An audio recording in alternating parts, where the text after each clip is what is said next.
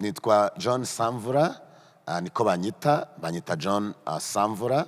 Amazina yanjye ni Niyonzima Samvura Jean Damascene. Kugira ngo ushobore kunkurikira nitwa Niyonzima Samvura.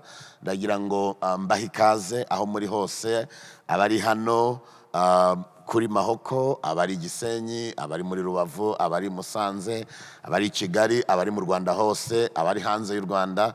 Ndagira ngo mbahe ikaze kuri iyi shene yacu nshya, aho tuzajya tuganirira ijambo ry'Imana, aho tuzaturisesengura kugira ngo twumve icyo Imana ishaka kutubwira. Rero wowe udukurikiye, niba utari wakanda kuri subscribe, ndagira ngo ngusabe ukandeho kuri subscribe nonaha kuri shene ya mbere, shene yo kuganiraho ijambo ry'Imana. Ikaze, banza ukande subscribe maze twikomereze. Itorero ryubakiye kuri Yesu Kristo, niwe rufatiro, niwe foundation, kandi kuri we twubakiyeho inkingi esheshatu twizera tudashidikanya ko Imana izakomeza kuziha umugisha. Inkingi ya mbere, tuzamura izina rya Yesu Kristo mu kuramya kwacu. Ijambo ry'Imana riravuga ngo igihe kirageze kandi kirasohoye ngo kugira ngo abamuramye bamuramye mu kuri no mu mwuka. Kuramya ni ukubaho ubuzima buhesha Imana icyubahiro. Kuramya ni ugukora ibintu byose binezeza Imana. Tuzamura izina rya Yesu Kristo mu kuramya kwacu. Inkingi ya kabiri, tubwiriza ubutumwa bwiza bwa Yesu Kristo tutabugoreka. Ijambo ry'Imana niryo rizima, ijambo ry'Imana ni ukuri. Tuzaribwiriza uko ryanditse, uko Imana yarishatse, mu gihe gikwiriye no mu gihe kidakwiriye. Tuzabwiriza ijambo ry'Imana tutarigoreka.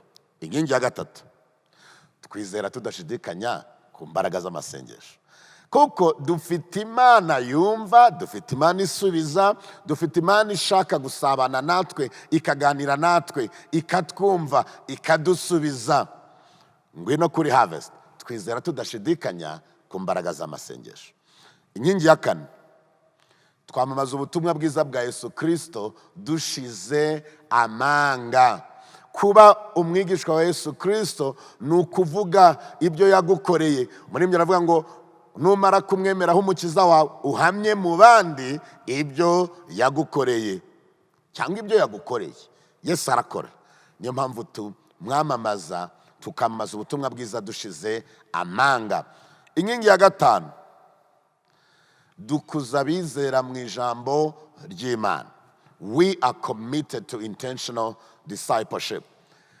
Turashaka kugira ngo umusore, umukobwa, umugabo, umugore, umusaza, umukecuru, twese dukurire mu ijambo ry'Imana. Yesu niwe wasabiye abigishwa, barababwira ngo data ubereshe ukuri, ijambo ryawe niryo kuri. Agiye kuduha inshingano, aravuga ngo mugende mu mahanga yose muhindure abantu kuba abigishwa, abemera mubabatize. Agiye gusoza aravuga ngo mubigisha kwitondera ibyo nababwiye byose, ngo kandi dorere ndi kumwe namwe kugeza ku mpera y'isi. Dukuza abigishwa, abizera mu ijambo ry'Imana.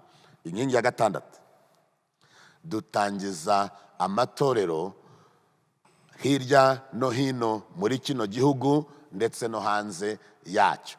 Iyo ikintu cyari cyo cyose gikura kirabyara. Ijambo ry'Imana riduhamagarira kugenda mu mahanga yose tukabwiriza ubutumwa, kandi aho ubutumwa bugeze abantu bariyongera, abantu bakunda Kristo kurushaho, abantu barahinduka, imibereho n'imibanire yabo bigahinduka, ndetse bakabona uko bajya bateranira hamwe.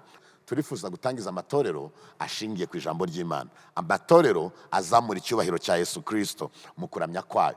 Ndagira ngo